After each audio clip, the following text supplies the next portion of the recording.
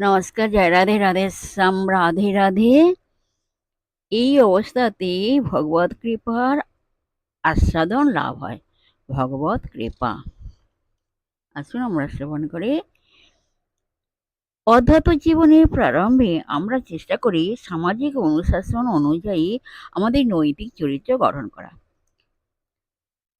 Moses এই সামাজিক অনুশাসনকে বলেছেন আইন।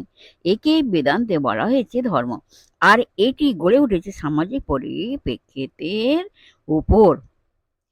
এটি আদিবাসী কৌম সমাজ বা ব্যাপকতর জাতীয় জীবন হোক বা ব্যাপকতম অর্থে আন্তর্জাতিক পরিবেশের স্বার্থেই হোক, সমাজের সঙ্গে ব্যক্তি মানুষের ক্রিয়া প্রতিক্রিয়ার ভিত্তিতে গড়ে ওঠে নৈতিক চরিত্র।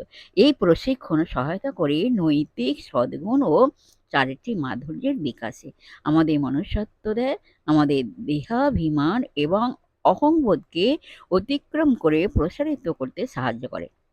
আত্মপ্রচেষ্টার এই পর্যায়ে ও মানুষ নিজেকে অতিক্রম করার অভিজ্ঞতা অর্জন করে। ওয়ার্ডসওয়ার্থ বলেছেন যে মানুষ নিজেকে নিজের উপরে তুলে ধরতে না পারে, সে খুবই নগণ্য ব্যক্তি।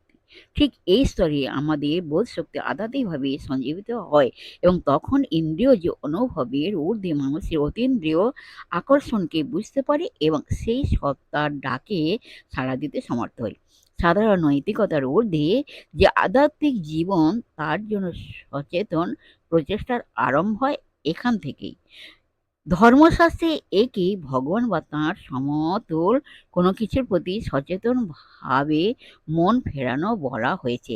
এই অবস্থাতেই ভগবত কৃপার আস্বাদন লাভ হয়, আর তা হয় পুরস্কারের প্রয়োগের পরিপ্রেক্ষিতে।